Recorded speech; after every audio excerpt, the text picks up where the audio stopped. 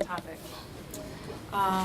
2018 showed an unprecedented amount of flooding, and you were selected to help the county address this issue and make recommendations to the county board. So you were selected in part because of your geographic distribution. We wanted to represent the entire chain of lakes, and also because of your professional background and your policy-making expertise. So thank you very much.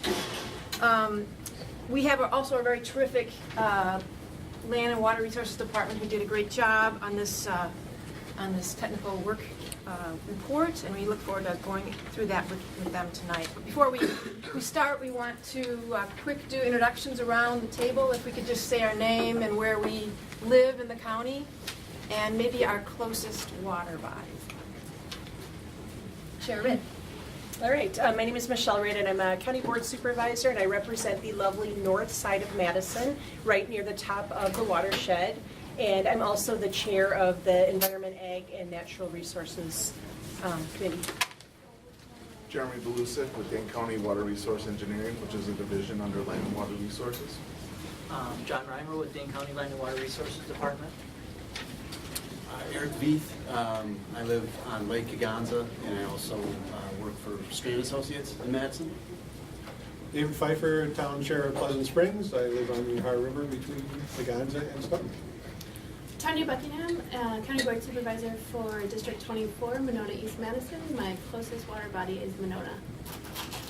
I'm Yogesh Chawla. I'm the County Board Supervisor in District 6, and it's the near east side of Madison. And when I'm taking my daughter to school, I walk over to the Yahara River, and then after school, we go over to Lake Monona, have some fun at Yahara Park. My name is Tup Wells. I'm retired. I live on the west side, not too far from the Hilldale Shopping Center, so the nearest permanent body of water would be Lake Mendota. The nearest temporary body of water would be the intersection of University and Midvale. Okay. I'm Dave Rip. I'm supervisor for the northwest corner of Dane County, all rural. I border Mendota, Kirtland Fish Lakes, Wisconsin River, District 29. I'm Stephanie Brower, and the closest water body to me, well, actually I live in Blackwood Creek watershed, but Lake Mendota. But I have a lot of interest in the Pheasant Branch watershed. I'm quite active with the Friends of Pheasant Branch Conservancy. I also serve on the Dane County Park Commission and the City of Middleton Conservancy Lands Commission. Laura Hicklin, Dane County Land and Water Resources. I'm Pam Porter. I'm chair of the Lakes and Watershed Commission. I live in the city of Madison, the Isthmus along the Yahara River. So I had a basement that was very wet this summer, so I bring that to the table.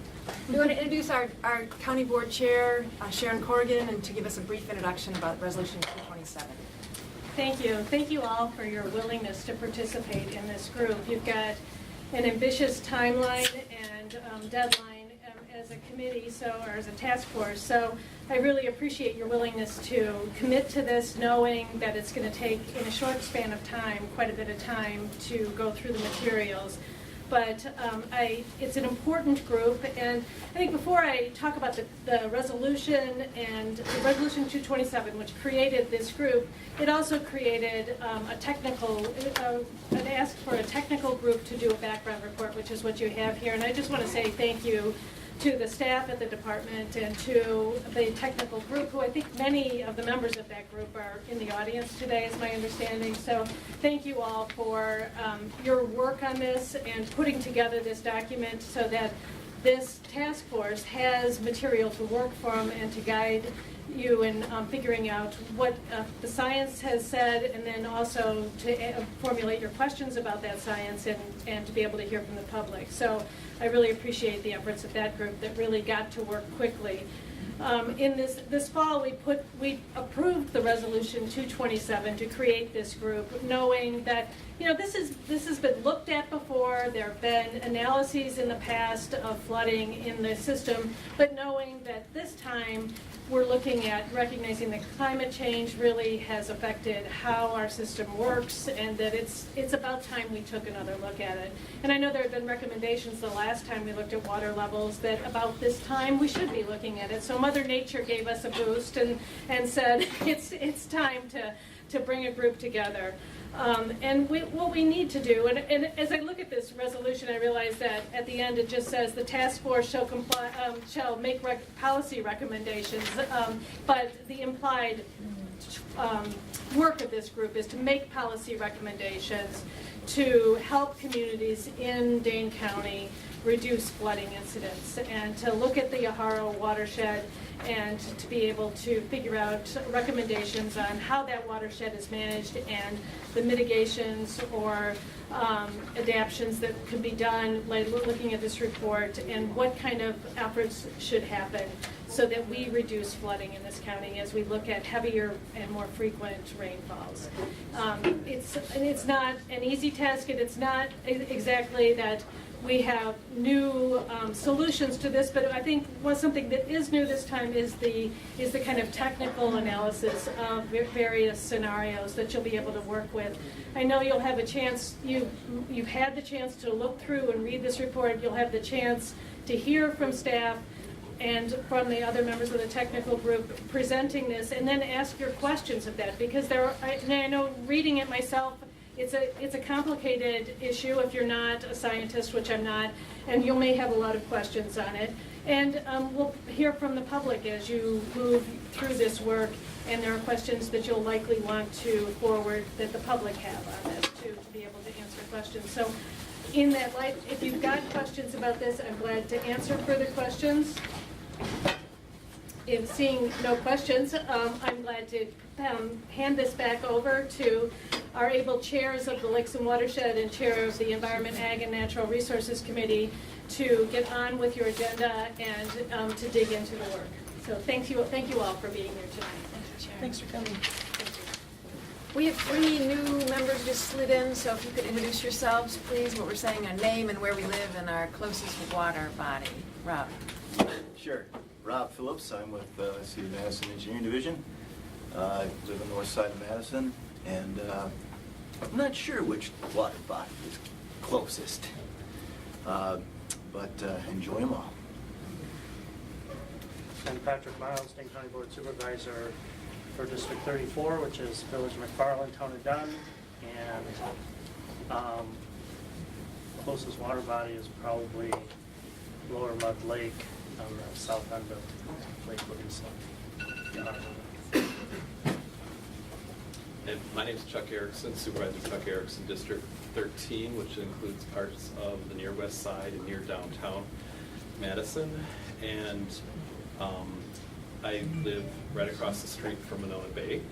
And outside the near east side or isthmus of Madison, my street was the next one that was always flooded.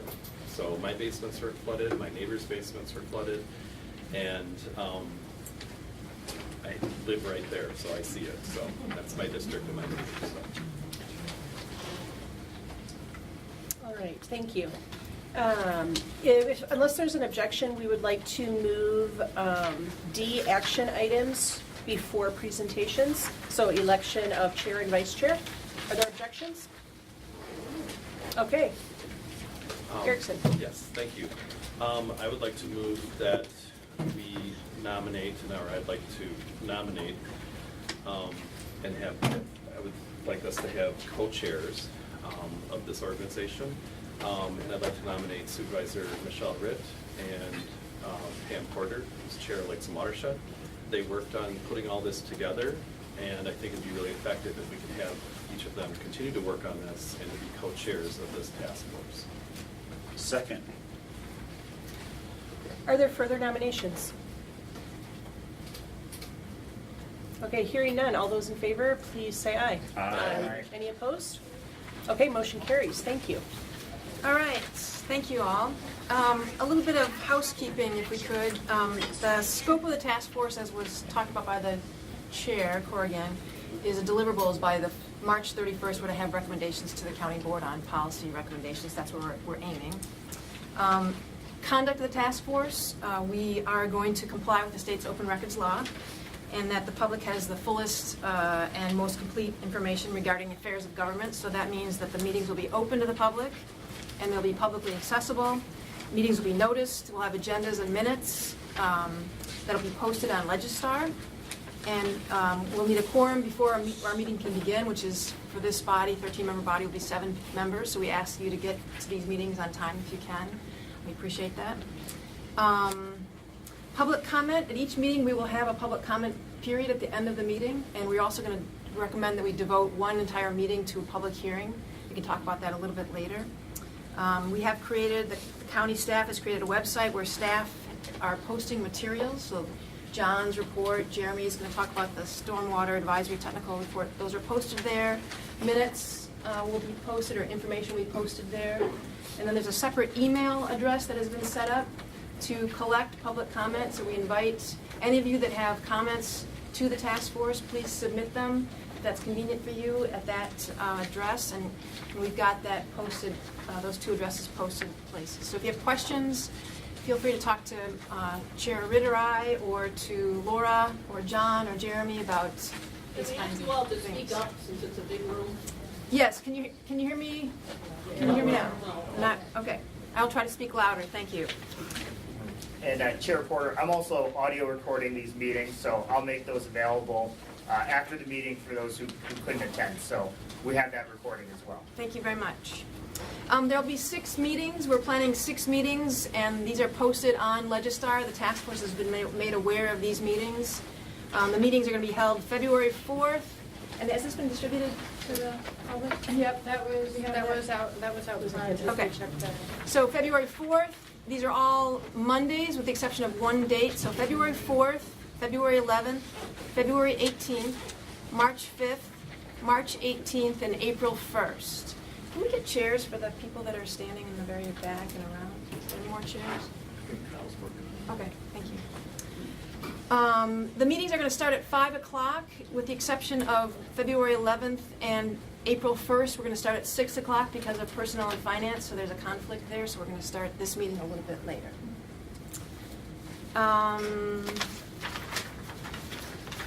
Any other housekeeping you can think of? Questions from the committee about anything that Pam just said?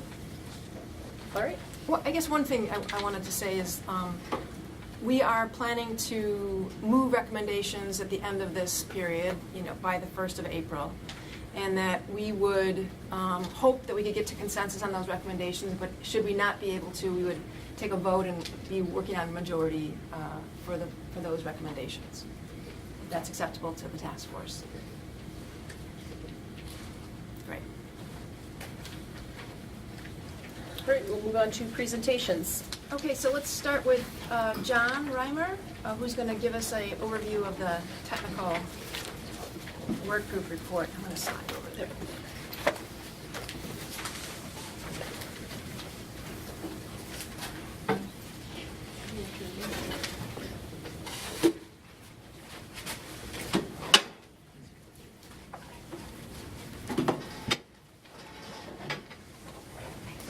Okay, thank you. So I have a presentation. Do you want to? Yeah, I'm so sorry to interrupt you when you just got 10 seconds in, but so the committee members are certainly welcome to ask questions, but during the presentation, if you can limit your questions to just points of clarification, and at the end of his presentation, full questions. Does that make sense? All right, thanks. Okay, thank you.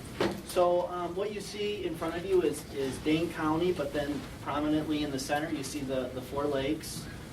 In the chain, Mendota, Monona, Wabeesa, Kaganza. Off to the side is Windra. But those are the Yahara lakes with the topography. And of course, when we get flooding, we see this inundation that happens. So in 2018, what do we have? Widespread flooding across throughout the whole chain, starting up by Monona down to Kaganza. So today what I'm going to talk about is the report to maybe about page 20 or so. My understanding is subsequent meetings will get into details about the actual scenarios. And what I'm going to provide you is a little bit of background on the Yahara chain of lakes, the management, the flooding that occurred in 2018, and then introduce the scenarios that are in that report, but not get into details as I understand that'll be subsequent meetings. So with that, I think we heard about this just recently, about the resolution, the technical work group to evaluate. And they are here tonight as well, so if there's questions that you have for me I can't answer, I'll probably look to one of these experts here as well. So I thank all of them for their time. So we have Shelley Elmas, Rob Davis with DNR, Jeremy that you met here, Josh Harder, myself with Dane County, Greg Freeze with City of Madison, Dick Lathrop, Ken Potter, and Shin Wu, UW-Madison. So thank them for all their help to develop what you see in front of you in the report. So, and then bringing that information to you, the task force. Okay, so a little bit of background of our lake. Some of you may have seen that, but I want to start with this so we all have a little bit of an understanding of what are the Yahara lakes, what impacts them. So the first part is what we call hydrology. And what do we mean by hydrology? That's the rain that falls across the landscape, and what happens with that rain. Right, I know this will be very basic at the beginning, but just to give us a few concepts that some of that water infiltrates into the ground, right, and what water doesn't infiltrate, then, and that will impact the groundwater levels. And then the water that doesn't infiltrate in runs off into the lakes. And what happens when we get development? All this impervious areas, houses, buildings, streets, parking lots, right? Right? It has an impact. So I want to show a little bit about what does that development look like since 2018. So if we look at 2018, the red right there represents what the development looks like as of today. And we could go back in time and look at 2003, which is the orange, 1993, and this is the Yahara watershed outline there, and then back to 1970.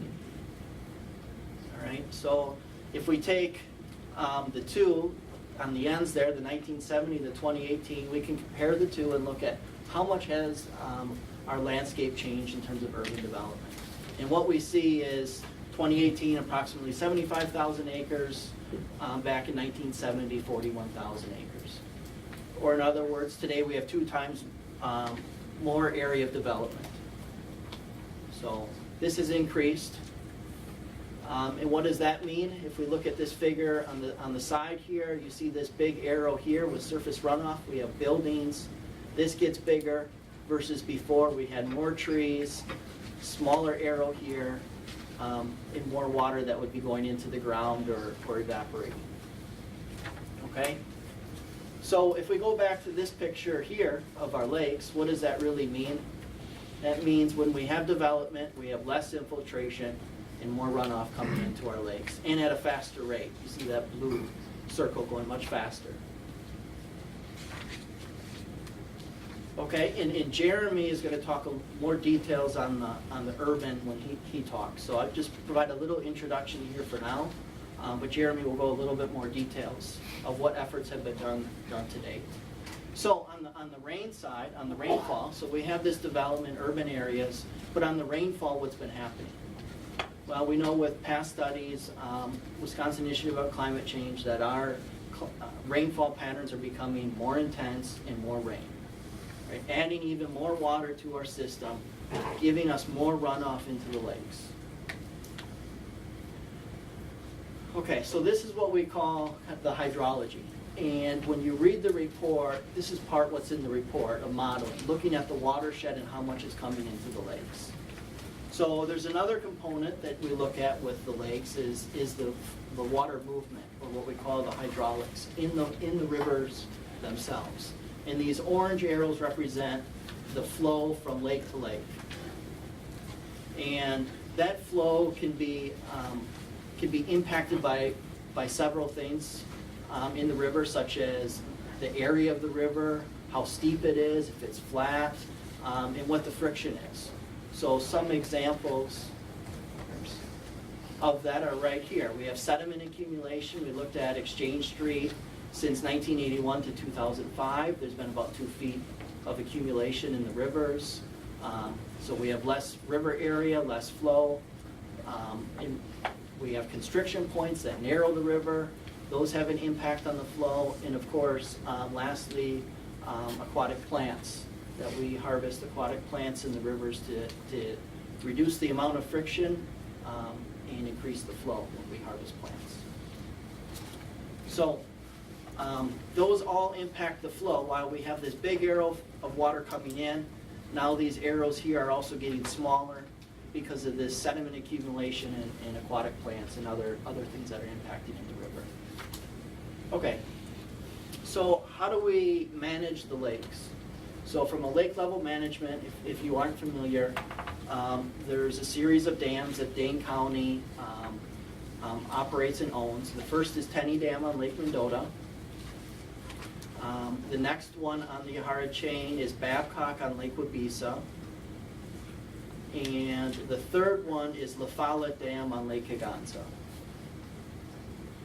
So these dams have been upgraded in past years. In 2013, Babcock and La Follette were upgraded with motors and allow us then they're all connected to the internet and allow us to make controls real time. Previously, it would be people out with stop logs putting these in and out. Now it's with these motors that are on here that we can control. And most recently in 2017, this was done at Tenney Lock and Dam. So other parts of the dams that are important and we take very seriously in working with DNR is the safety of the dams. And that requires us to have emergency action plans, and we have to have regular inspection and operation and maintenance plans. So, and these are all submitted to DNR and reviewed from a dam safety perspective. So, and this is done regularly. Other than that, for lake level management, we know that aquatic plants grow in the river, predominantly between Wabeesa and Kegonsa. And this year we saw an abundant amount between Kegonsa to Stoughton Dam. So, and what do we do with those? We take our aquatic plant harvesters and cut the rivers to reduce the friction that they cause on flow, to help improve the flow so water levels can be reduced. Okay, even though we do some of these efforts, I do want to note in the report we saw there are some historic features such as this fish weir here. You see these big rocks and boulders here. They're scattered throughout a portion here in the river, impacting cutting and flow as well. Okay, so that brings then to what are we managing for? Well, when we can, it's to these lake level orders. So, and what I show on here is several lines so that everyone knows what these are. The first one here is what we call winter minimum, and that's this number here. So this is Mendota, Monona, Wabeesa, Kegonsa in the chain here. Here's the 4 lakes. And the lowest number is what we call winter minimum. And I went back and I looked at the records today. I wanted to see, well, since 1979, if I look at Lake Monona, what's the lowest we ever got to? And the lowest we got to is 843.4. So still a well over a foot over the winter minimum. So even though we have these winter minimums, we've never achieved them on these lower lakes since 1979. And there's no winter maximum. So all there is a winter minimum, and that starts from November to the first, right now we're in winter, from November to the first runoff event in March. Then from that point, it would be what we call the summer min, which is this yellow line, and summer max. And what you see here is this blue line drawn in the middle. With our lake level management manual, our goal is to maintain at the mid-range. So that's what I'm trying to depict here, is that we manage the lakes, try to, within this range. So one thing to note is, people that don't know, this is a 6-inch range. And oftentimes I use my cell phone and I say, well, my cell phone is about 6 inches. So this is what we have to operate between the summer min and summer max, this range. And we sit right here within the middle. That's what we try to. But oftentimes, we expect that Rainfall can cause us to go above it, and thus we have what we call the 100-year water level, which is shown here by this red line. And to put it into comparison from 2018, what did we have? That's this blue line right here. So we see Mendota was slightly below it, about 6 inches. Meanwhile, the other lakes were above, and I took the maximum. So Kaganza actually had its 100-year back in June, July, or above it, and Monona Wabisa was in August. So 2 separate times in 2018. So this is the water level orders, and, okay. Hey, John, can I just offer one point? As part of Resolution 227, our new goal is to manage at the seasonal minimums until this board acts. So it's no longer at the medians, it's at the minimums now, right? Well, what I can tell you is these dams, Babcock and La Follette, have been open since 2016. You know, I don't want to give people the false expectation that we can get to minimum tomorrow. They're open. We're letting out as much water as can be there. Going to the minimum is, you know, contradicting what the Lake Level Management Guide is saying, which is saying the median, which is also reviewed by a panel of experts. So it is contradicting what's written in that manual.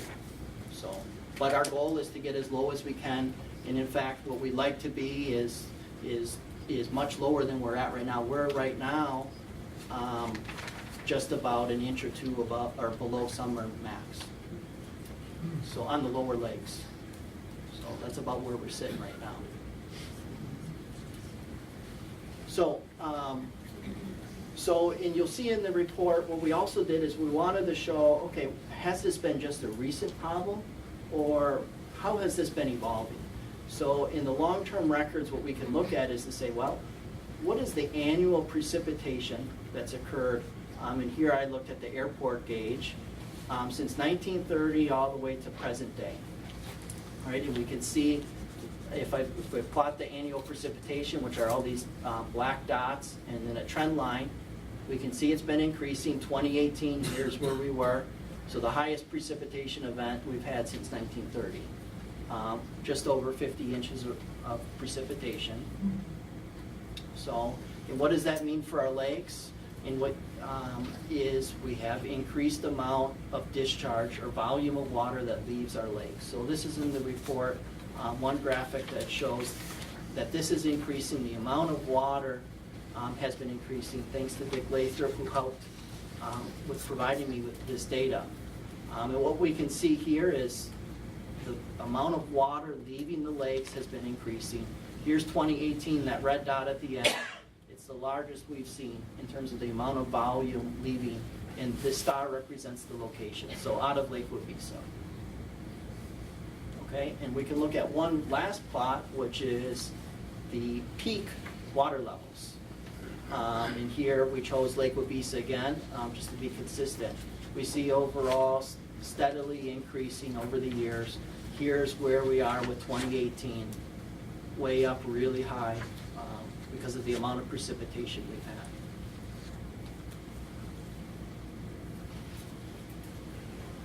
Okay, so let's go to more recent times that probably we're more familiar with.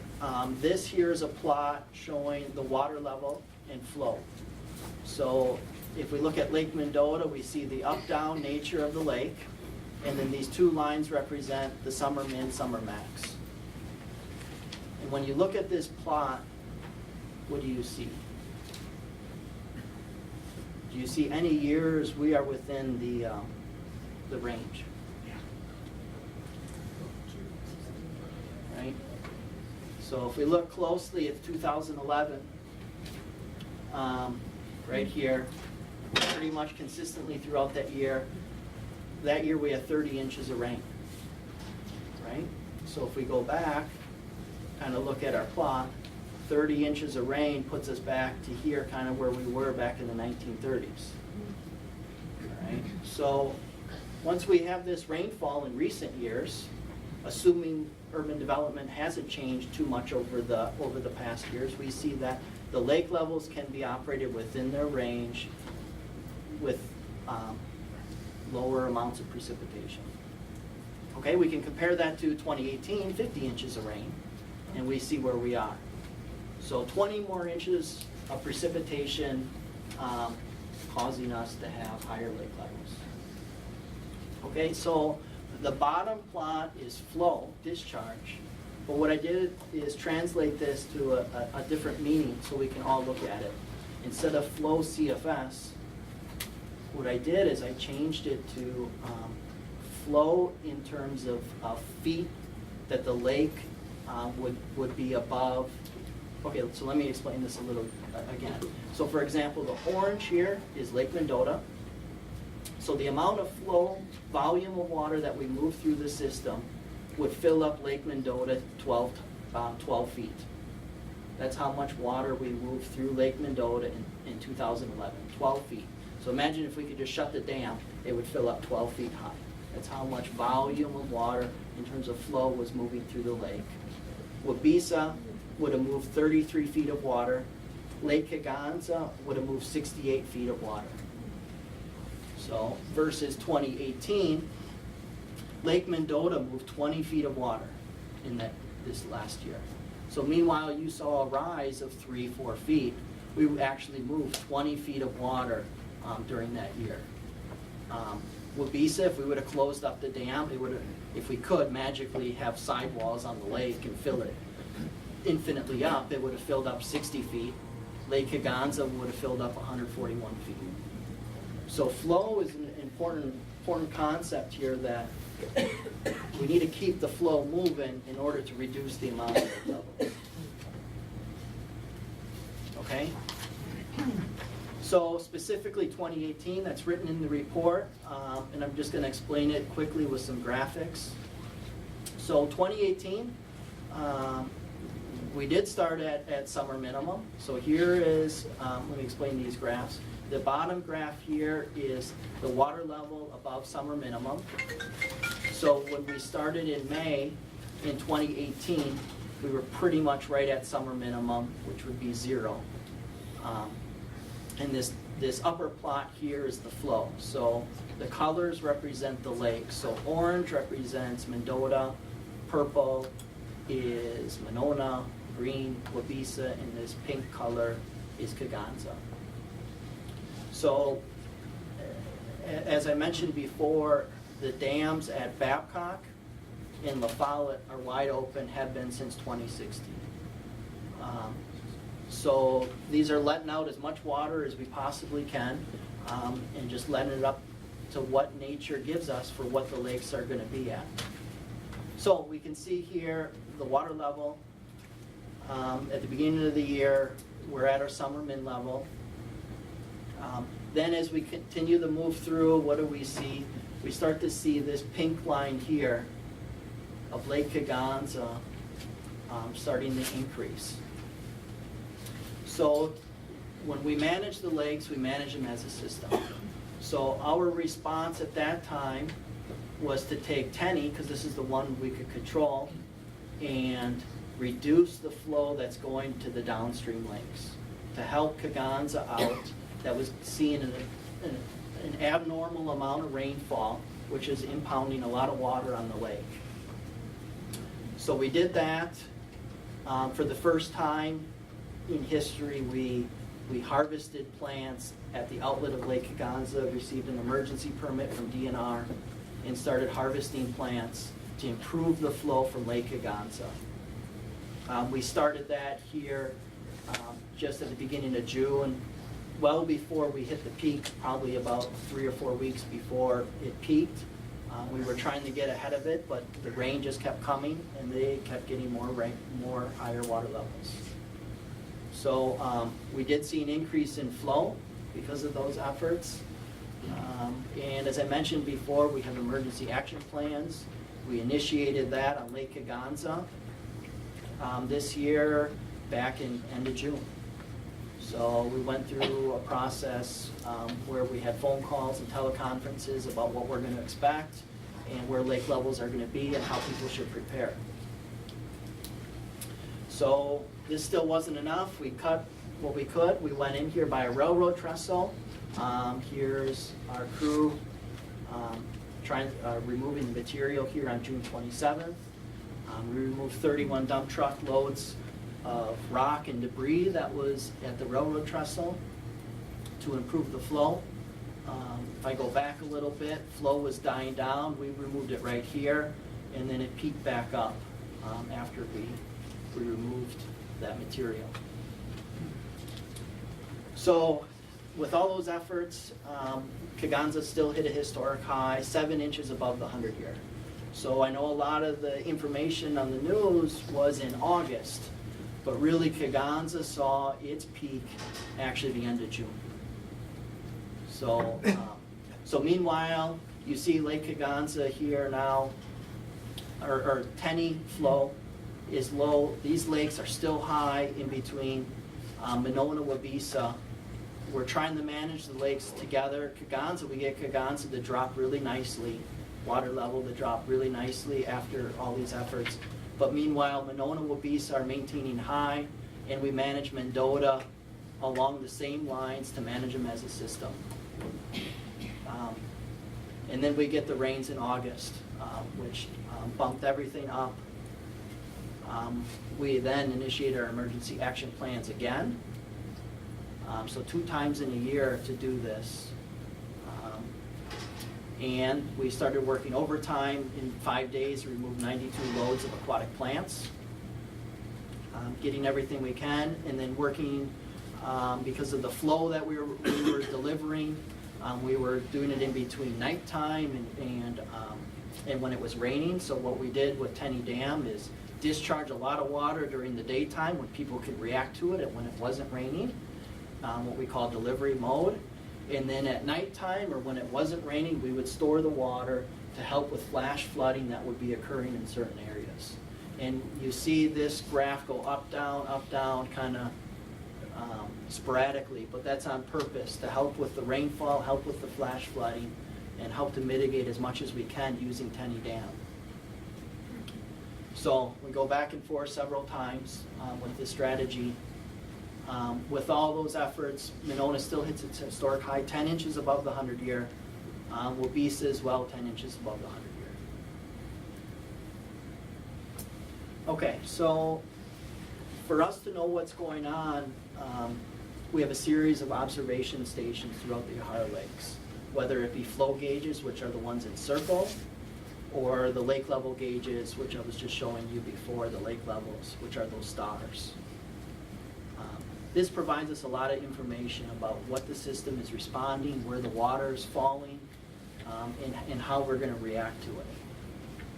But to further that, we also have models, what we call the hydrology, which I mentioned before, or the lake and river model, which is the hydraulics, connecting all the lakes.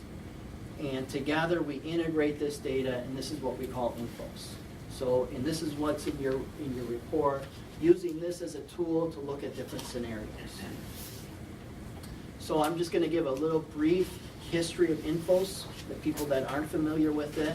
INFOS really stands for Integrated Nowcast Forecast Operation System. It's a long thing, so I just say INFOS usually. And INFOS is what you just saw before, a collection of observations and models. Bring everything all together so that the managers, the public, the researchers, we have the data that's available all collected into one place.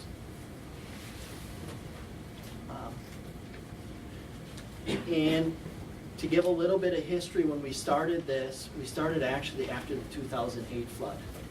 2009 was our first development. And when we did this, working with the University of Wisconsin, Professor Chin Wu, we developed this really in goodwill to what can we do for the community to provide a tool that's going to help us answer questions in the future. And we've been evolving over all the years. We've used it a little bit with the Y Lake 2, and most recently it's today. How can we use this tool to help address flooding? Okay, so, and that's what's in your report as well, using this approach, INFOS, to address some of the questions. And I'm not going to spend too much details on this, but we calibrate the model, we make sure it's performing right, with the lake levels, with the water surface profile. We took measurements throughout the rivers, which these themselves have an interesting story. If you look between, for example, Monona and Wabeesa, you see this blue line. This represents the water surface profile. And the largest, you see the drop in the water surface profile actually occurs in the narrowing part of the river right at the Lake Monona outlet. So it provides us a little bit of information about where do we see the water drop. Okay, and then the last part obviously is calibrating the model for discharge or flow. Okay, so I'm going to use this as an example because I'm planning not to talk details on the scenarios, but I want to use the aquatic plant management as a example so that we can see how these scenarios worked. And what we did was, when we did this scenario for aquatic plant management, let's look at 2018, which is the blue. So in all the figures you see in the report, the blue represents what happened in 2018. And whenever you have another color, that represents a scenario. Okay? So in this case, the scenarios we looked at is, let's just assume we had abundant plants, as much plants as we can think of. How bad would it be? Would lake levels be if we wouldn't harvest plants? And the other extreme scenario is we have no plants. Basically, this is pretty unattainable. This is really using chemical treatment, really trying to kill everything we can. And how much better could we really do? And that's what this plot here shows, is the water levels for Monona, Wabeesa, Kegonsa in the report. And it's similar to all the other scenarios. We looked at 2018, and how does that compare to a different scenario? And then there's other figures in the plot, in the report, that show what we call a histogram. And this histogram represents the number of days within that range. So I know it may be hard to see, but for example, we start with -6 inches. So 6 inches below the summer min, how many days occur within that period? If we're within the summer min, the summer max, we call that 0. If we're 6 inches above summer max, how many days? If we're 12 inches above, how many days? So you can start to see how can we shift this histogram from having a lot of days, for example, 48 days or 48 inches above summer max, can we shift that to be 30 inches? Or how much can we shift it? And the number in the corner here represents a score. So what this means is, and how we calculate this is feet days is the units. So what that means is how many days and what's the feet. So for example, if we had 2 days that were above summer max, and in one day was a half a foot and another day was a foot, the score would be 1.5. 1.5 feet days. So it's not the number of days above summer maximum, it's multiplying, it's adding all the feet above summer max for every day. So, and this is important because you could have a day above summer max, but how bad is it? So for example, if we're 4 feet above summer max, that gets a score of 4, versus if you're only a foot above summer max, it's a score of 1. And we add up all those during that whole time series. So for simplicity, you could look at this right corner to give you an idea of how does it rank among the other options. Hey John, can you add that formula as an appendix to the technical work group report? Yeah, there's a description written in the scenario part, in the introduction, like the last 1 or 2 sentences that describe that it's feet days and how it's determined. Okay. Yeah. Yeah, we didn't add really any formulas to try and be as simple as we could, but I mean, I could definitely share it with with you as well. Sure. So that brings me then to, from the technical work group, what did we decide for different scenarios to look at? So we decided in 2 categories. We broke them: adaptation and mitigation. So the adaptation scenarios are those options that basically do not do any, how do we adapt to the scenario? So those ones are not changing any underlying issues, any underlying problems. It's how could we adapt by manipulating the dams, removing the dams, versus mitigation is actually doing something. How can we deal with the underlying issues? For example, the rivers are choked with sediment. What does that mean if we mitigate? So some of those scenarios are lower Lake Mendota 1 foot, safely manage Lake Mendota at the 100-year. So we raise Lake Mendota. How does that benefit the lower lakes?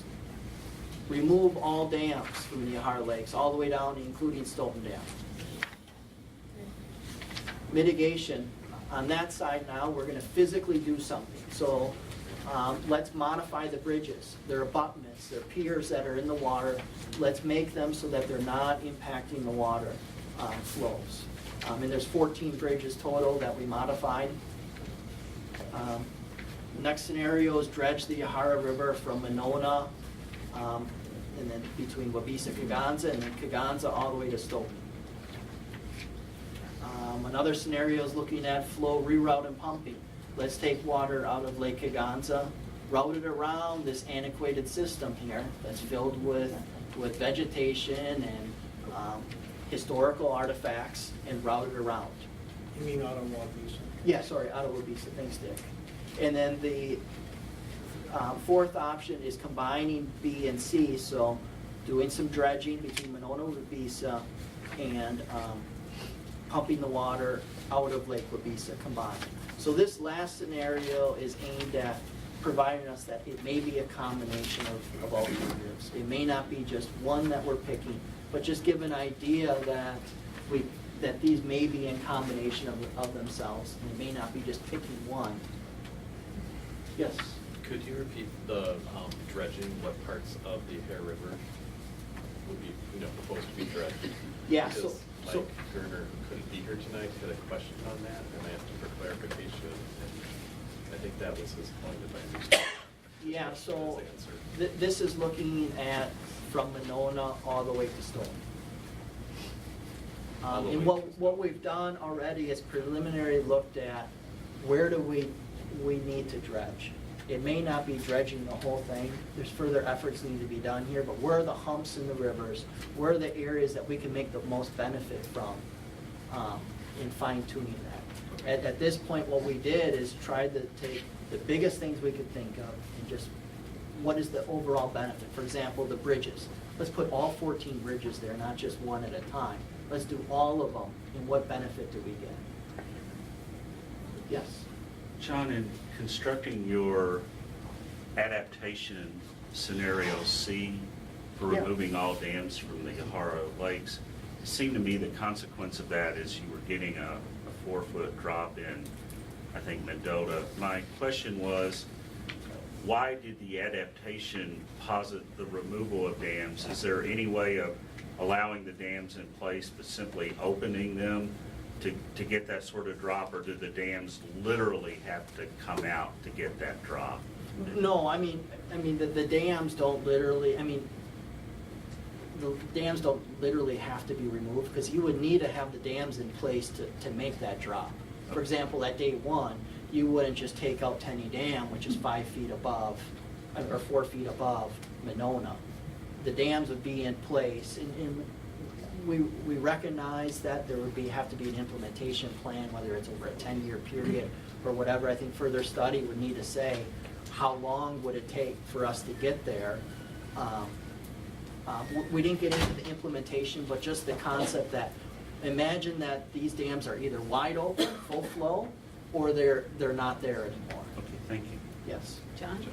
You talked a lot about aquatic vegetation removal. Yes. Where does that fit in terms of the mitigation points?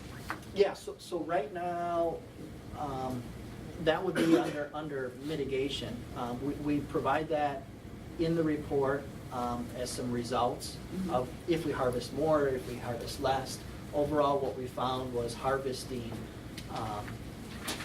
less would impact us, but harvesting more we could harvest more, but the benefit is pretty minor to do more than what we did. I see, thank you. Yes. I have one other a question. I just want to make sure I understand the first part of the report. As I understand it, the report goes into a fair amount of detail about the statistical methods you use to Yeah. basically look at the efficacy or the accuracy of your models. And I took away from that discussion that we should be reassured that the models you're using, you tested it with 2018 data, accurately reflect what has happened in the lakes and will accurately reflect what will happen in the different scenarios. That these models are dependable and have been tested with real-world data. Correct, that was the Okay. purpose, you're exactly right, that was the purpose. I know it was kind of a long section, but the purpose was to give us comfort that these models just aren't over-predicting things 1 foot, 2 feet. They're within the ranges that we feel that we're comfortable with. Thank you. The unfortunate thing is we don't have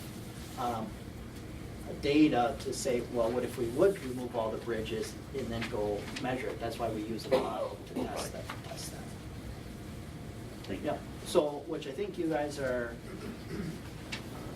kind of moving on to my last slide, which is just questions. So I just put all the different topics that I talked about here. So, if there's any other questions, otherwise, turn it over to Jeremy. John, one quick question. Yes. Oh, no, Michelle, do you want to? Yep, open up to questions. So Rob and then Chuck. Just a quick question on the cross-section. Do you have historical data as to what the cross-section of the river used to be? And do you have good data as the cross-section of the river in various points today? At various points, the old data that we have, old enough data comes from bridge plans. That's the best we can get for really old data. Chuck? For the graph or the picture that you had of the dams, removing all the dams, I thought that didn't include Tenny Lock and Dam. Correct. No, removing all the dams removes all of them, all the way from all 4 dams. Tenny, Babcock, Lafayette, and Stoughton. I thought the map you had up just had, Oh, maybe that was a different one. okay. Yeah, it was. Yeah, so these Oh, X's okay. here, yeah. That's the four, okay, I was behind. Yep. Thanks. Great, Tanya? Well, we have the technical working group here tonight. Can you say a bit about how you selected the 5 scenarios? Were there other things that you considered and then didn't follow through with the model? Yeah, I can let the others as well speak too, but those scenarios have been come up with the recent work. Some of them were on Y Leg 1, Y Leg 2, and what were the different options that were talked about at that time. Also, it's kind of what we've been hearing on the, from the public perspective too. What if we lower Lake Mendota 1 foot? What if we remove all the dams? So a lot of these have been talked about in the past, and we wanted to put some numbers to them. And we also have come up with other ones that we thought of, for example, pumping. That may not be one that we always think of, but it's one option that's a possible option. So, any other comments you guys have? I think the scenarios are just as examples of what could be done, because there wasn't enough time to really look at the optimization of different combinations of them. So the combination scenario that John presented was just dredging actually the upper end of the channel from Monona to Wabesa and pumping out of Wabesa. But one could argue actually that combination scenario might also want to include dredging from Wabesa downstream. So there's lots of different combinations of scenarios that should be looked at and find where the true best places are to do things, and there just wasn't enough time to do that optimization, including all the costs that have to be looked at. Having said that, the scenario, particular mitigation parts that does include all the necessary action that we feel as a committee that feel effective, if feasible. Does that mean that we are go wild? But we do not go so wild that the thing about it is impossible. I also want to give the sort of different kind of a scenario from the thing that we think most of people think of, or probably think of, and then just a range of them. And I think it's right is that for anyone here that can think about how about combinations. A combination, as you can see, 5, you can do the combination. There's so many, but we are not doing it. We let you to decide as a committee, as a public thing, what is the right thing that you want to do. I just want to make one more point. You'll read the scenarios for bridge removal are very impressive. But if you dredge the channel from Monona down to Wapisa, you might find the railroad bridge all of a sudden there becomes an obstruction. And if you can't dredge 2 feet deeper of sediment because the bridge abutments won't allow it, then you're going to have to do some other modification on the bridge. So the scenarios just, I think, were to give, if you remove all the bridges, what benefit do you get? And I was surprised that there wasn't really that much, but that's because the channel is so flat upstream from these bridges that we're not getting the water to the bridges. But if you do get the water to the bridges, now the bridges, some of them might become obstructions too. So you have to look at these as just examples of what problems are, but the combination is going to take a lot more work to figure out. But on the other hand, I think there's some things that are pretty obvious that you would get real benefits from doing right away, start working on. That- Dave, you had a question? Yeah, I may have missed it, whatever, but when you're talking about pumping, obviously, it's a huge difference on how much you're pumping, or how big a pipe, or what are you looking at all? Yeah, that scenario was assuming 400 CFS pumping. 400, So okay. it's quite substantial amount of pumping. What size of a pump is that? What pipe? What's the diameter for 400? Probably on the order of like a 60-inch, 5-foot diameter pipe. Crystal Lake has a foot, and it's 1.5 million gallons a day. But this would require more than that. Yeah. Correct. Yogesh? Yeah, so looking at the adaption scenarios, it looks like we have some outlier scenarios there. Like, so one is lowering Lake Mendota 1 foot, and the other is managing Lake Mendota at the 100-year level. In between those ranges, those are very big ranges. Can we do modeling to see what the effects of lowering Lake Mendota 6 inches would be, 3 inches would be, keeping it where it is would be? Is the model allow you to plug information in so we can have a continuum of results? It seems like when we were doing the adaption scenarios, we have 2 kind of extremes, but in there seems like there would be an optimal target lake level. Would the model allow for us to help the committee find what that is? I mean, right now what you see is the lower Lake Mendota 1 foot. I think as Dick Scholl said, this is an example. You can see the benefit of 1 foot, or not benefit of 1 foot, depending on actually how you decide to manage for it. And I think this is an example to say, well, if you get it, you see what you see for 1 foot, how much better are you going to really get? And you can even see removing all the dams, that's the extreme, going even lower. So I think we're talking probably inches in difference. So to keep running the models, you're talking about improved, changes within a value of inches, not on the mitigation scenario side, where you're talking improvements on the order of tens of inches.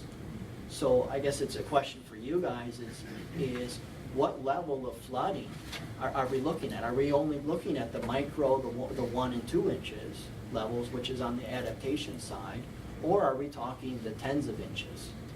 So, and that's one thing that we brought up as a group was, well, where do we define success for flooding, lowering lake level flooding? Is it on the order of inches? Is it on the order of feet? And I think that's something for you guys to think about. On the adaptation side, you see it on the order of inches. Or do we want to go to the order of feet? Chuck, you had a question? That's all. Thank you.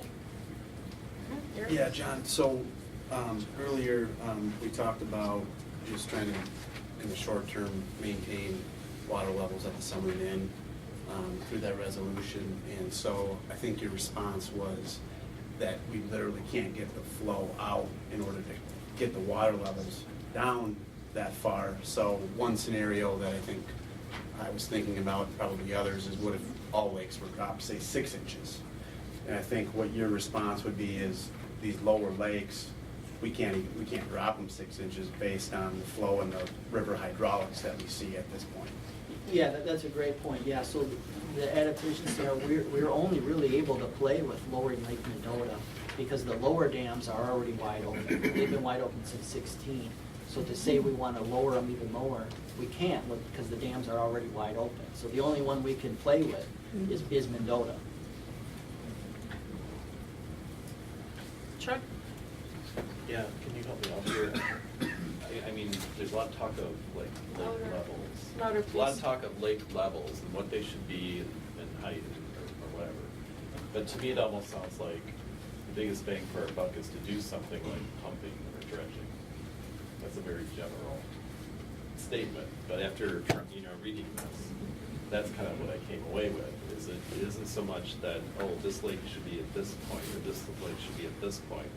It's more, if we have one of these big rain events again, it sounds like we had one in June, which impacted whatever it was. Lake Okay, so that's kind of what got us into this scenario with Lake Mendota, Winona.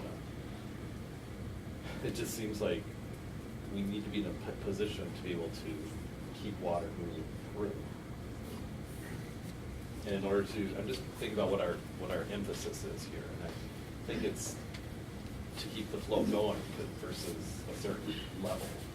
Does that make sense, or Yeah, help me out? I'm just trying to. I think we have to look at the problem from chronic flooding. Because if it rains a lot and the water just keeps getting higher and higher and you can't get rid of it, okay, we gotta hold it back upstream because the lower lakes are flooding, and John trying to balance us so everybody's feeling the same amount of pain. If you can't deal with the chronic flooding and your lake is already a foot above summer max, and then we have this extreme event which happened, and quite frankly, they had 15 inches of rain in Cross Plains. Middleton, where I live, I think it was 11 inches, and it was more like 4 over at the airport. You move that storm about 10, 15 miles to the east and center it over Wanakee, we're SOL. So you have to be able to keep the lakes down in their normal range by getting rid of the water so you don't have a chronic flooding problem in order to be able to absorb the shock of an extreme event, which, you know, it's going to come in a tremendous amount of water. So you have to be able to get rid of it. And playing around with Lake Mendota by 3 or 4 inches is not going to save things. I think that's what the modeling really points out.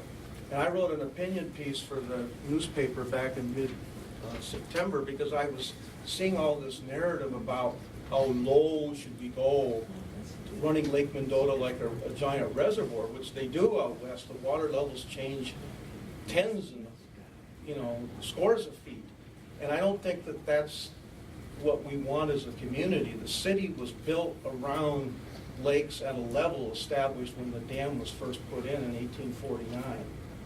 And I felt it's this really the channel hydraulics and the pinch points and all the sedimentation and all these things that I think this modeling has identified. And I've been working on these lakes for 40-some years, and I can tell you I've seen lots of models used. I feel this model I have the most confidence with of anything I've ever seen. I think that the combination of the hydraulics part with a really good watershed hydrology model is giving us a chance to really look at where are the places we need to do the work on. Okay, we're taking questions from committee members only. There will be public comment at the end, and if you have questions, you can go to the Lakes and Watershed Department website and put questions or comments in there as well. Okay, I lost order, sorry. Pam. This goes to a question on bridge modifications and kind of ties in, Dick, with what you were talking about. But when I read the report, I was kind of confused about the figure that shows the span bridge versus and that it wouldn't matter much if we, so can you just talk a little bit more about that? Because that seemed illogical, sort of. Yeah, so what we did for the bridge modifications is, and a lot of these bridges If you look from the aerial view, they narrow down, just the river itself narrows down. So what we did is we widened the stream, and then we took out the bridge piers that could be blocking flow in the Modeled abutments. it. You modeled Yeah, we modeled that. We assumed that it was a free span bridge, Okay. and if water would come up, it would only be impacted by like the low chord, high chord of the bridge itself, not any abutments or piers. And, when we did that, what we found was, minimal impacts to water levels. Is that because you used 2018 data and in a less water-filled year, would you see more obstruction then? Yeah, so what we have found in the past, that the bridges cause this phenomenon we call choking, where the water gets choked. And the way you can overcome that is having higher water levels. Well, in 2018, we had quite high water levels, where those bridges weren't causing the choking. It was, as Dick Lathrop said, it's the river itself can only convey so much water to the bridges, and the bridges weren't the limiting factor at that point. So at the low water level, though, on the other hand, when you're like at summer min levels on the lakes, then the bridges play more of a role because the water depths are shallower, the river is narrower. So in a more normal water year, if we were to reconstruct some of these bridges, it might make a bigger difference in terms of water flow? It could increase the flow at the low water times. Okay, Patrick? Couple questions related to the idea of dredging. I think your illustration in the report, sort of, the model contemplated just everything dredged all at once, but would there be prioritization that we need to set, or can say up, downstream up? Okay, so there's that. But my big question in regards to the idea of dredging is what type of time frame or life for that investment could we see before there's resedimentation settling in? Yeah, Doing that work. Yeah, that's a great question. That's something we acknowledge in the report as well, that we may even want to consider over dredging to give us a longer life expectancy, that we know we want to get, for example, 2 feet more, but we expect it's going to fill in, so let's dredge in this area 3 or 4 feet to give us another 10, 15, 20 years. Well, and related to that, are there factors that the task force should be looking at that contribute to sedimentation that maybe should be part of our recommendations eventually, as a way of preventing sedimentation at that source? Yeah, and it may be likely that dredging becomes a maintenance, just like weed cutting. It becomes a program that you need to continuously keep these because the river's silt in, the lake's filled in. It's just a process that we need to continuously maintain too. It could be requiring that. Something to consider. Certainly. In terms of the pumping, you have the one example, the pipeline from Lake Wabisa to Lake Higanza bypassing Mud Lake. Also, the other option would be going into Badfish Creek. Is that the only location that you studied in terms of things? Is that just an example, or are there other places that would be valuable for pumping? Yeah, those are the two that we identified as a group. In the short time we had, we only analyzed one of them, which is to go to Badfish Creek. So we recognize there could be other options. Of course, it comes down to public land, getting easements, and getting it to where it needs to be. And one option too that we did recognize is maybe going from Wabisa to Kaganza would work along the Highway 51 corridor and could make it. But once you're in Wabisa, or Kaganza, then what? Yeah. We still need to keep going with something versus the one we showed there to Badfish. The water's out of the system and on a different path. And could Badfish accommodate an extreme event? Well, I think we would need further study on this. Additionally, we provide a graph in there that shows the flow rates. Actually, Badfish is very flashy. It was to my surprise how flashy it was that we can get an event that goes up to 2,000 CFS.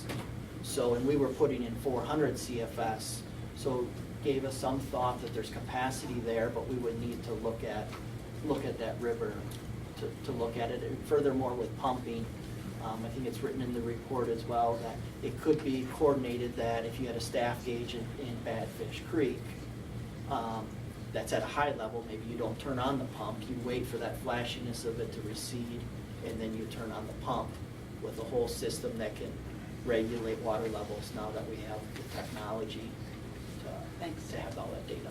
Top. Just one suggestion, John, people are trying to imagine 400 CFS, so you talked in terms of pipe diameter.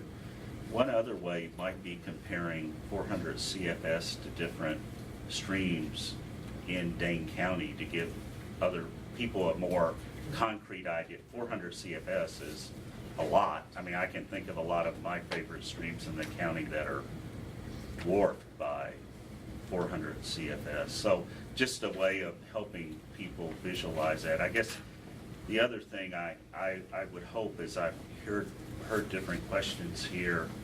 I am a little concerned about coming up with sort of, the committee coming up with endless combinations for you to run models of. One thing that I feel is very, very pressing is the deadline for this committee and trying to meet that deadline. I mean, I can remember last January, it didn't affect Madison much, but there was a major rainstorm in January of last year, January of all places, that led to a lot of flooding in the Sugar River of all places. You know, who knows if that rainstorm had been over Madison. So I really feel the need for this committee to stay on task, on schedule, and try to meet what Chairperson Corrigan has laid out. So I'm a little nervous if we feel we have sort of a carte blanche to come up with endless combinations for our experts to model for us. David? Yeah, what I'm reading and hearing is that we have the extreme rain events is what called attention to this issue of chronic flow.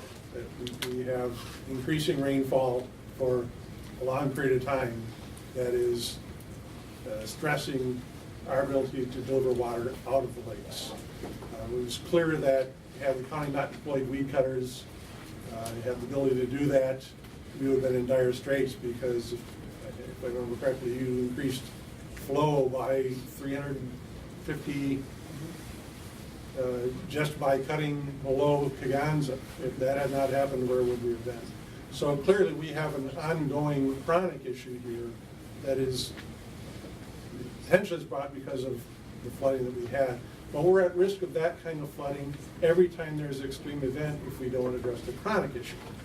So I think the committee has to be focusing on how do we fix this chronic issue as our priority, and then look at how do we manage the system to alleviate the severity and frequency of the storm events that take place once we've got the chronic thing under control.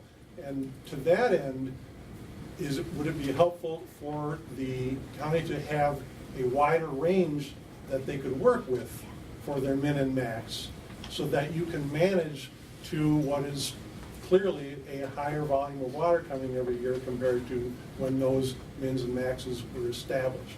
And should we be managing closer to the min rather than to the midpoint every year, and use that as a goal rather than continuing that practice that was established back in 70 or whatever it was? All right, I don't see any further committee questions right now. At our next meeting, we will be discussing these scenarios in much more detail. So let's move on to our next presentation. Thank you, Jen. Thank you.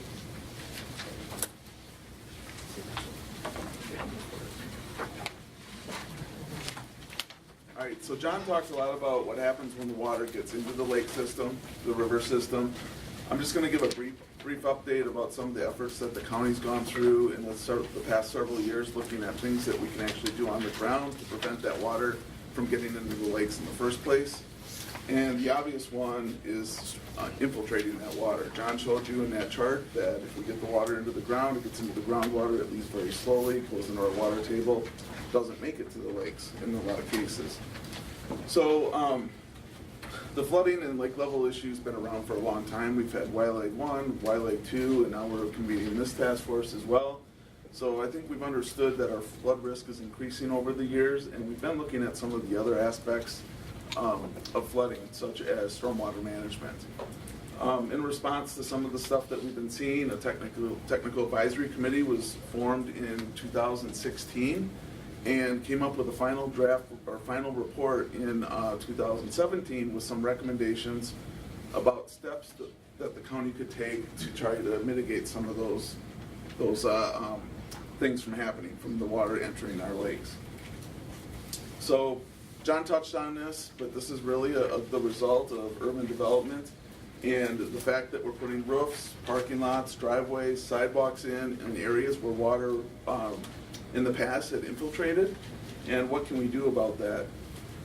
John showed you a figure for the Lake Mendota watershed, but if you look at the county as a whole, we've steadily been increasing in our amount of impervious surface. In fact, on average, we pave over or roof over about 2,300 acres of land a year. So this is a real problem that's increasing and it's accumulating as we do more development. To kind of put it in perspective, these are really rough numbers, but if you look at an area that's undeveloped in Dane County during the summer months, not counting freezing rain and snow, an area that doesn't have a roof over it or a parking lot only runs off about 2 inches of runoff a year. As soon as we put an impervious surface in its place, it's about 21 inches.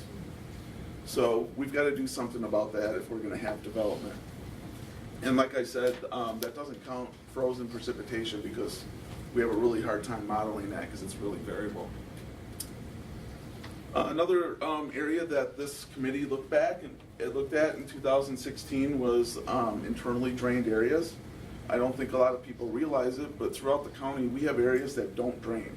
The water goes into a depression and it either soaks in, plants use it, or it gets evaporated up into the air.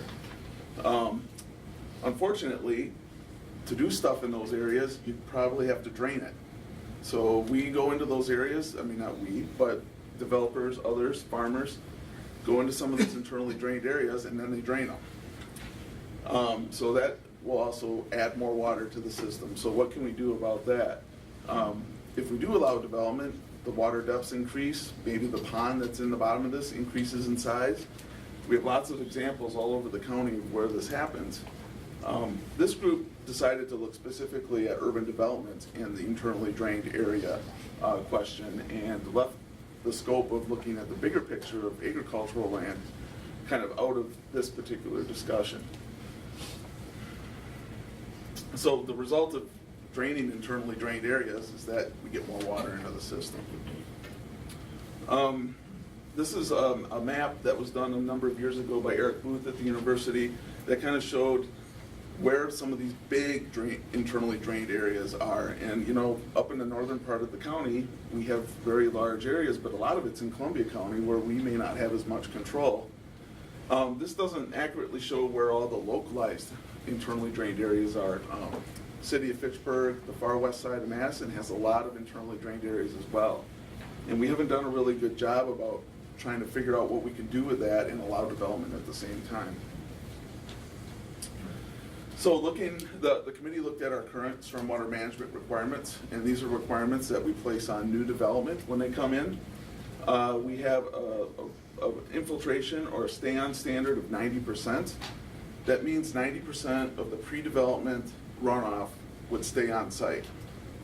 So it's not 100%, it's 90% of it. So a lot of people look at that and they see, well, we're still allowing 10% degradation.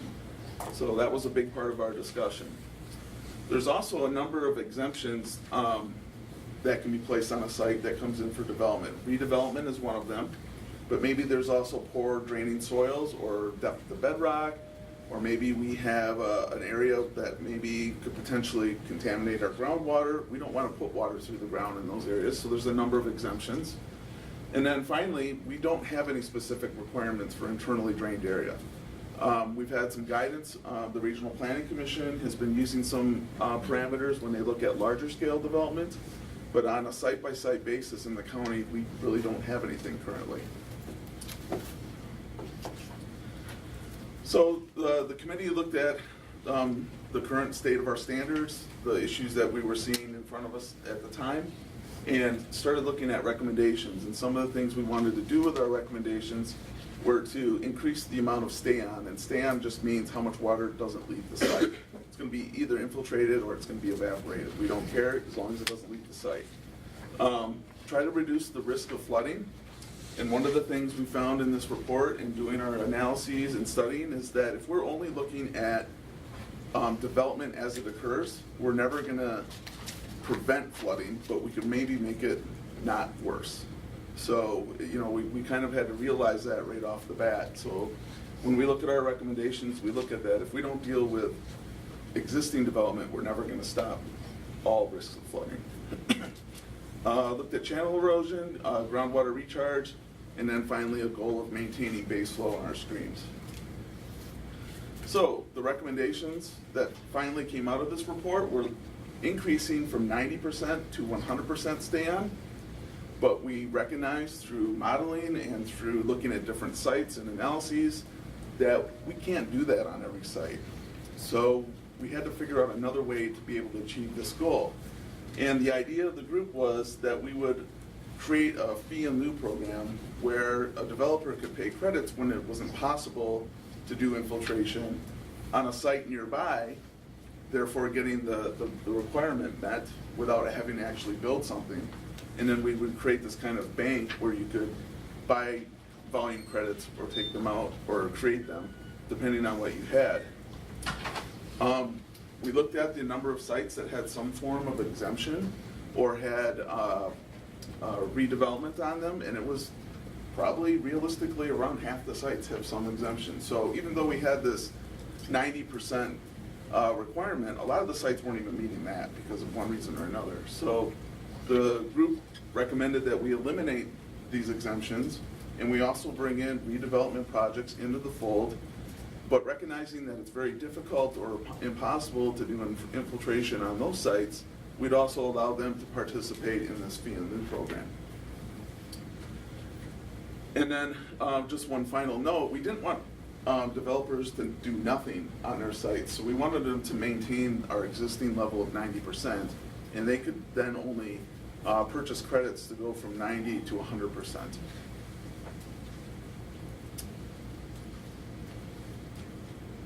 So this is just a real quick example of one of the sites that I actually worked on, the Babcock Boat Launch, the overflow parking lot. We developed the plan and we put it in, and it achieves 100% infiltration. So to kind of show that it is possible, although depending on your site conditions, it might not be. So implementing this fee in lieu program, it's kind of like the bank I talked about. It would allow developers to meet some portion of their requirements if it was impossible or very difficult to do on their sites. And that buying those fees would have to happen on an off-site, in an off-site area. Maybe one of the opportunities, if there was a fee in lieu program, is that we could purchase some of these internally drained areas and protect them, or purchase areas that were internally drained and now disconnect them again. There are some opportunities for that in some parts of the county. And then also, if a developer wanted to voluntarily exceed that 100% standard, they could potentially be paid by this program to create credits that another developer could then use. So looking at internally drained areas, we wouldn't allow them to use that fee in lieu program because the issue is so site-specific to that area. If you have an internally drained area, that's the area that's at risk for flooding. So we would require that the 100% be met on site, and that you would have the capacity not to damage property or other areas for back-to-back 100-year storm events. So you basically would have a 100-year storm, and then you would hit it right again, and you have to design it to have that storage. Understanding that some of these areas continue to raise, water level starts rising and doesn't stop, even though 100-year storm events are accommodated, that you have to have a plan for a way to get the water out in an emergency. And most often in these cases, it's pumping or creating an outlet. The committee also recommended that we establish an infiltration standard for redevelopment projects. Currently, as of today even, if you're doing a redevelopment project, you're exempt from having to do infiltration.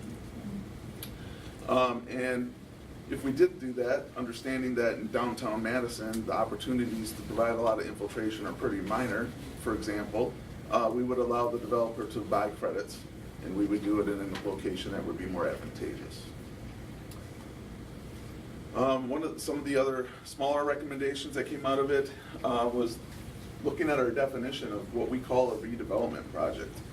And right now, we say anything that you redevelop that's 4,000 square feet, that's like the end zone of a football field, you're going to be triggered into doing stormwater management, infiltration, all these things. But what we were finding was that we were triggering the need for massive stormwater plans on very minor projects, such as repaving a parking lot.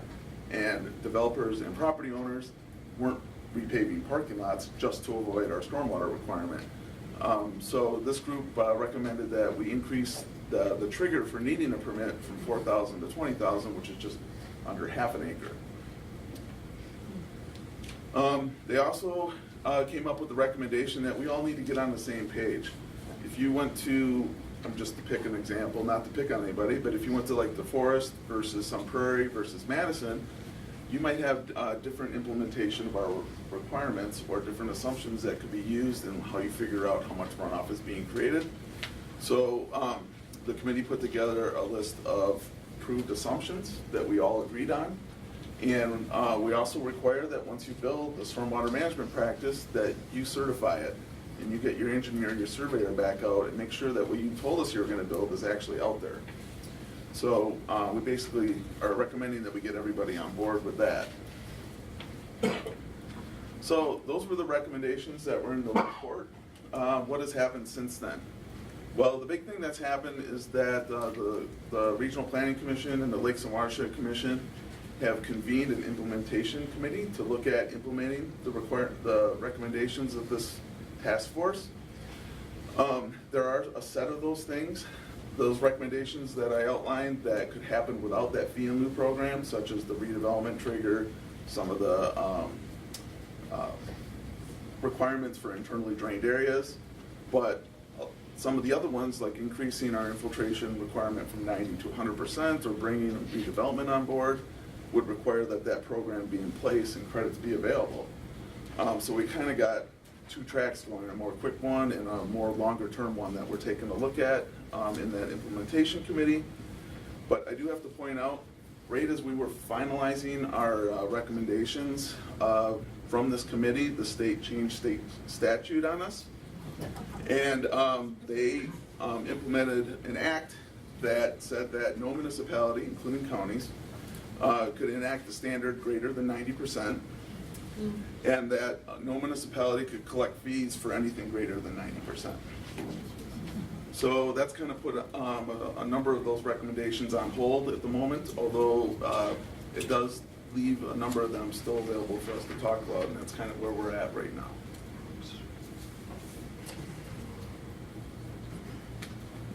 That's it. You ready for questions? Sure. There are any. David, then Stephanie. Question on infiltration, Jeremy. Does the analyses take into account extreme storm events when looking at infiltration?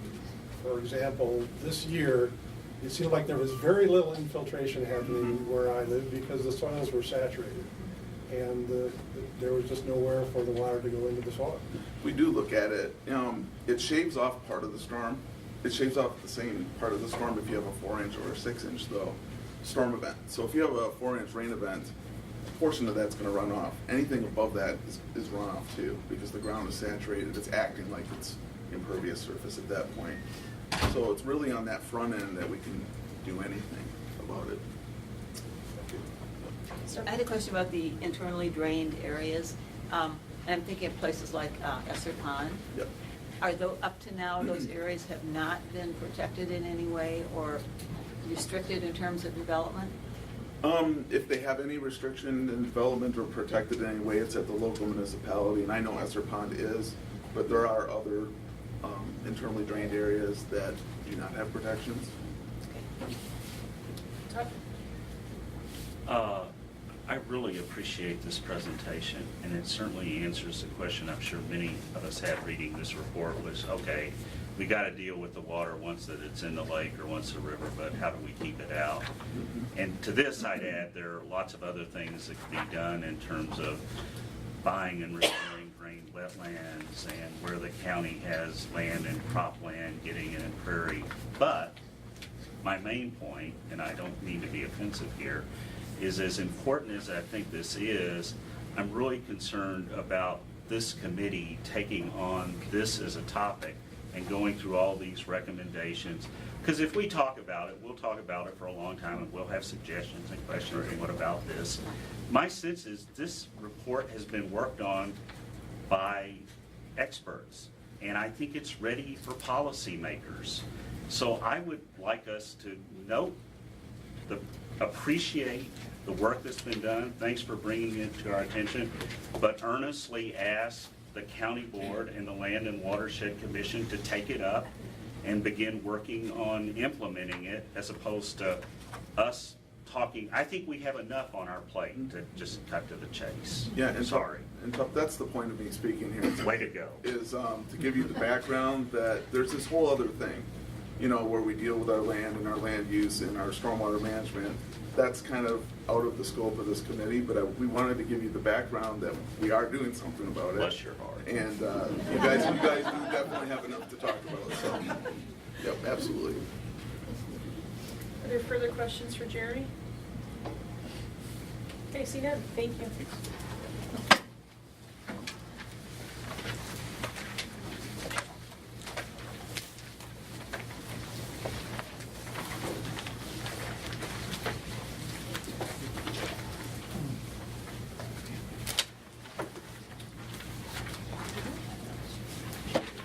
All right, so that concludes our presentations.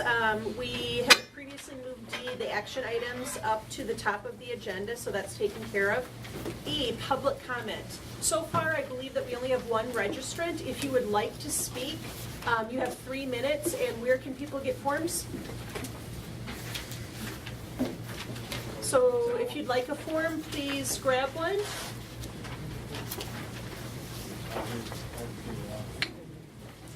Thank you.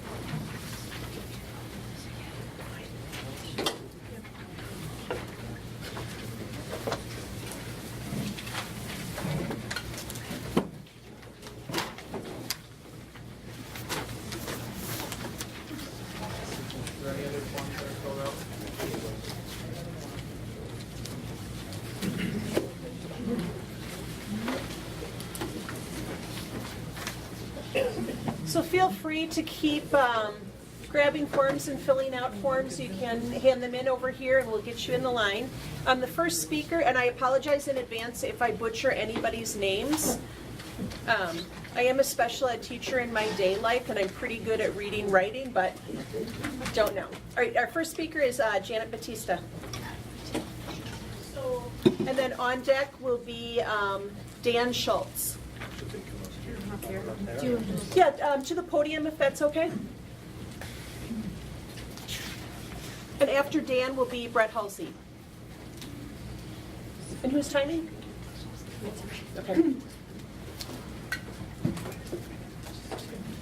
So my name is Janet Batista. I'm a retired DNR hydrogeologist, and I'm a technical advisor for the Madison Water Utility, and I'm on the board of the Friends of Cherokee Marsh.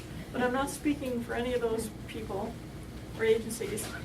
What I wanted to say is that Cherokee Marsh has lost over 400 acres of wetland from flooding.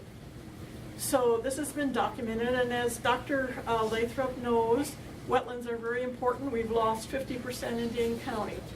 So in thinking about the scenarios, what I'm wondering is this. I understand that it's really important to get water out of the system down the chain of lakes as fast as possible. So there are all those mitigation strategies to do that. But what I'm wondering is if the strategies of lowering the lakes somewhat, maybe under 1 foot, maybe down to lowering the levels, will have a beneficial effect on Cherokee Marsh, which continues to lose wetland every year. It's not necessarily during the storm surges. It may be just that the higher levels are contributing to that wetland loss. And we know that having those wetlands there is protecting the whole chain of lakes from flooding. So anyway, in reviewing the scenarios, I'm hoping that that lowering by 1 foot for flood control, if that may be less than 1 foot, if it could still have beneficial effect. So that's one of the things I'm thinking. The other thing I'm wondering is, in the scenarios, it seems as if what's being compared with is the precipitation scenario that we had in 2018. And I'm wondering if the strategies might change, the adaptation strategies might change, if there's another precipitation scenario going on. For example, if all our floods happened in the spring, not the way it happened in 2018.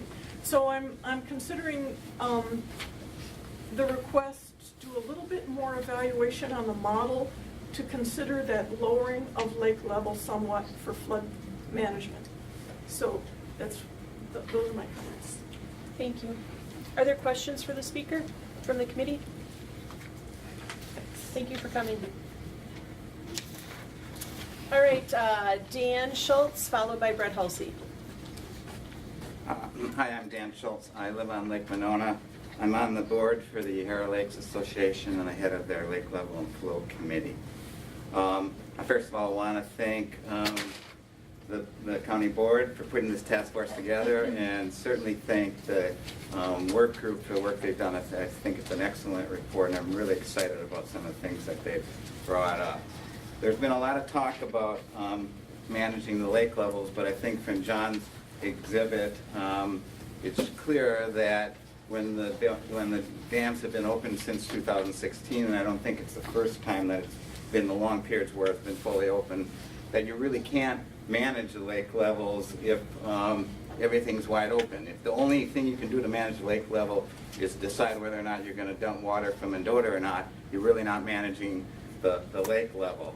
A lot of the flooding problems come from the risk of big storms, but also comes from historically, we have a small storm, lake goes up, we have another small storm, lake goes up, can't get the water out. So it's very important. I mean, we can talk about managing lake level and dropping the lake levels, but until you do something that can actually deal with the flow out, John's exhibit's showing how much flow actually goes through. Until you deal with that, you're really not doing anything to manage lake levels. Follows what Dick Lathrop says is that, you know, we need that safe protection, but if we're not at within our ranges, we don't have the protection against the big events.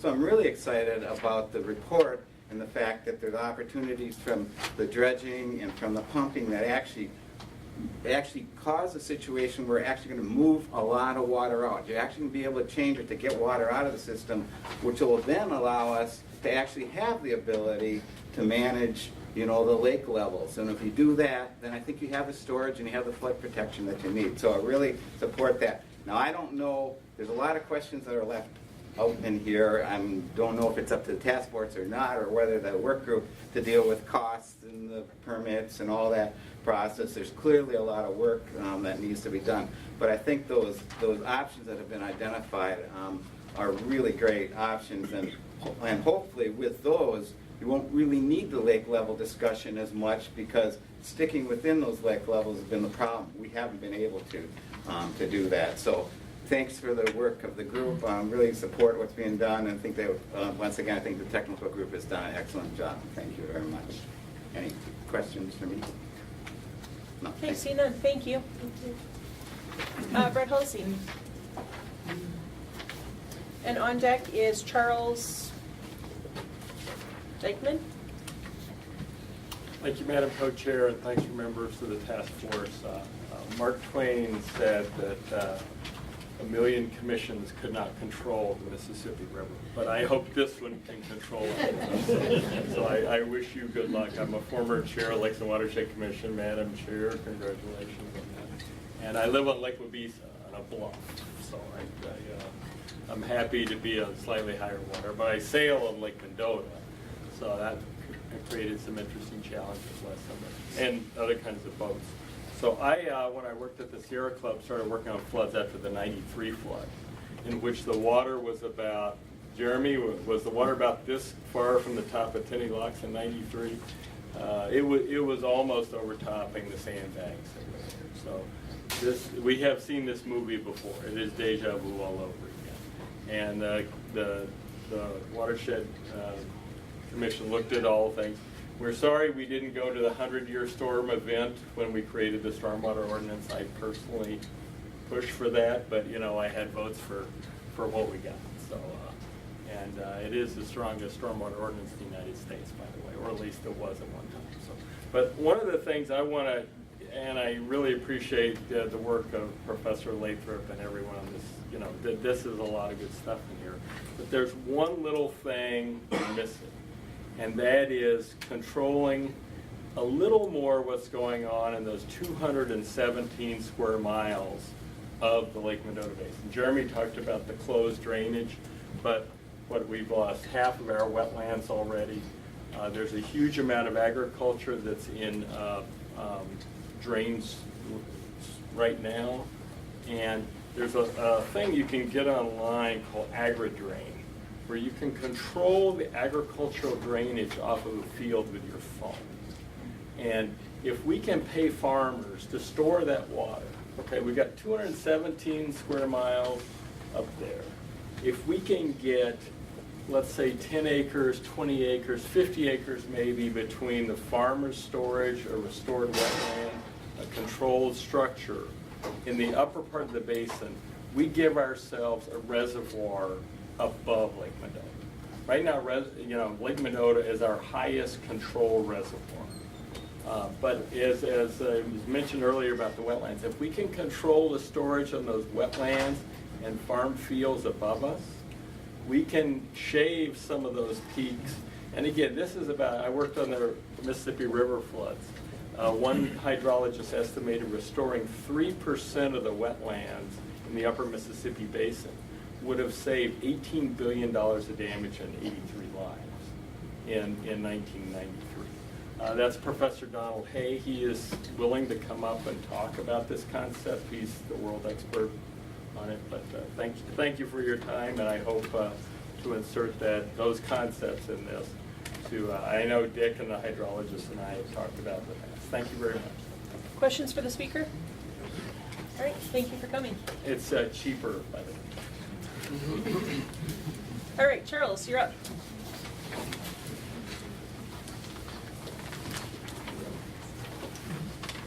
I don't have anything except some questions of John. And I guess the first is, have you considered the possibility of using, in addition to Badfish, to using Kiernan's Creek, assuming that continues to exist? Hang on, point of clarification. Laura, right now is public comment, not public questions. Questions should be referred to the website, correct? Okay. Okay, so yeah, feel free to comment on anything, but it's not open to questioning committee members, but there are ways that you can do that. So if you could comment Yes. and then forward the questions to the email. Okay, I Thank will you. do that. I'll then change to some comments. Perfect, thank you. Comments to That's John. what you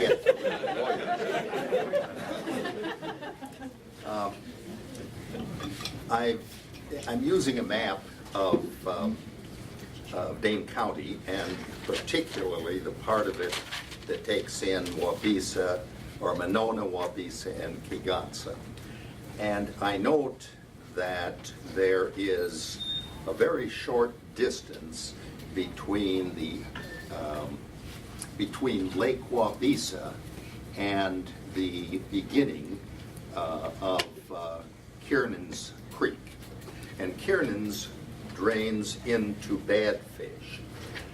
And I guess my comment is, if that shorter distance can be used, and I'm not, I guess I have no information on that, it would seem to me that it would be a lot less expensive if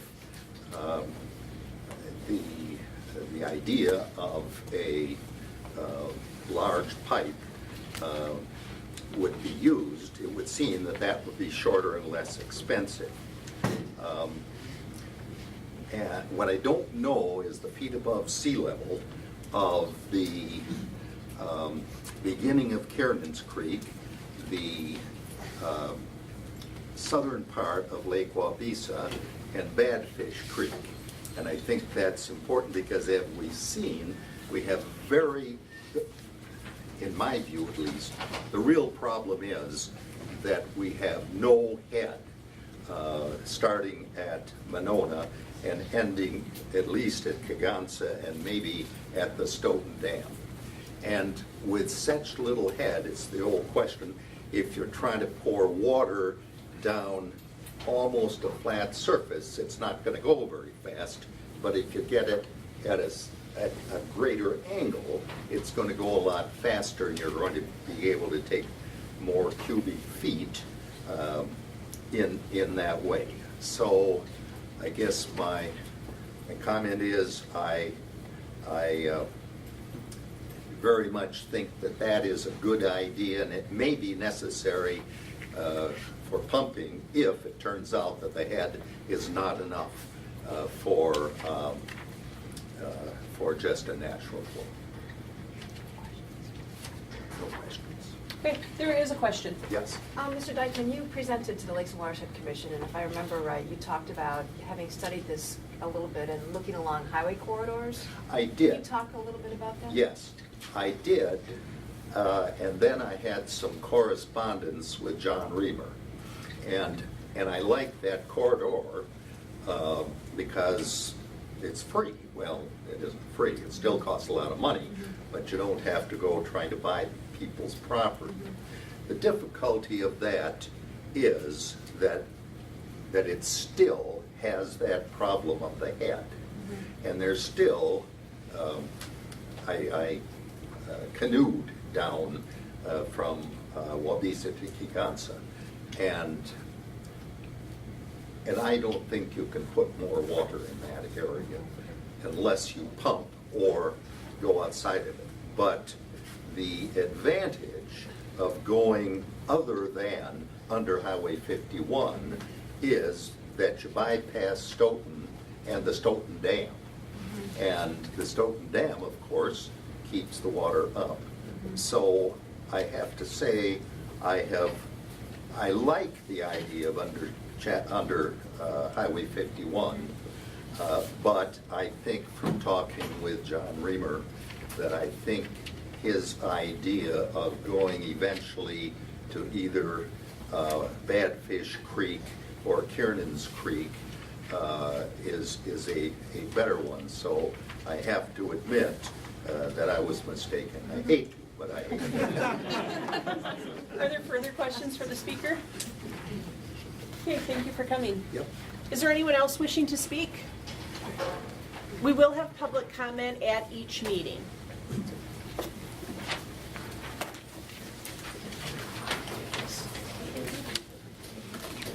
Okay, so E is concluded. F, reports to committee. There are none. G, are there any announcements from committee members? Okay, seeing none. Future meeting items and dates. So we walked through the dates and times of the next meetings, but we wanted just to kind of mention to the task force that what we are proposing to do is in the next 2 meetings have more detailed discussion with John and Jeremy, or John and staff, on breaking it out, so scenarios 1 through 4, take that up at the next meeting, and then go to the mitigation scenarios 5 through 8 at the 3rd meeting. And then at the 4th meeting, have there be a public hearing So we'd have the public hearing after that sort of detailed discussion, then leave the last 2 meetings for the task force to develop its recommendations and any voting that it needs to do at the final recommendation. So that's kind of an outline of what we were thinking. What does the task force feel about that as a place to start? Sounds reasonable. Okay. Patrick? I have a question on, as we have these detailed discussions and guessing, you know, I mean, I can already anticipate, we should hear a preview of some of the questions that may be coming up in more detail on these scenarios that would require, I would think, staff doing some digging. And so would it be helpful for task force members, I'm sure through discussion there'll be more questions raised, but if there's questions that we have now that maybe we can forward to, well, who would the point person be? Forward some questions to that maybe work can start to be done gathering that information as we move through the process. Use the Yahara Flooding at countyofdane.com email. So use the same That would you're be asking. helpful, and recognize with more or less weekly back-to-back meetings, our capacity to do a lot of in-depth work is going to be pretty limited. So we'll do the best we can, and some questions are, you know, very easy to answer, easy to accommodate, but we don't have running additional scenarios and modeling in our work plan for the next. Well, and I'm not thinking of running the models, I'm thinking like, for example, the whole idea of dredging, well, what's the cost? And like I asked, you know, what's the anticipated life for that investment, that sort of thing. Sure, and again, you know, some of that we'll be able to answer, but I do think it's fair to say that for the most part, any recommendations that come out of this body will have a companion recommendation to do the feasibility studies and cost estimates. So we do anticipate and assume that if you recommend action on any of the scenarios, that there would need to be follow-up investigation before we could proceed with those recommendations. David, did you have a question? I'm just wondering about meeting location. Are they posted already for all of them? They are, yeah. It'll be a combination of the Fen Oak building and the City County building. Yeah, we And I split- believe that there are 3 and 3. Yep, we split it. And our goal also was to try to limit or to have the scope of the business of the task force done in 2 hours, but wanted to be asking you all to be flexible because we might need to go longer if we need to spend more time. Other questions or comments about future meeting items and dates? Okay, seeing none, such other business is allowed by law. Is there a motion for adjournment? Second. I don't know who did that, but I'm sorry. Yeah, take your pick with those people. Thank you all for coming. That prerogative.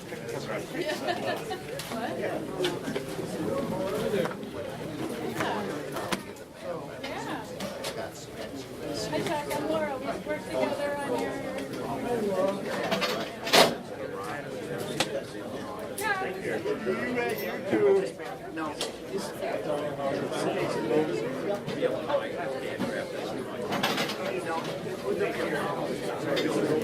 When I get up there,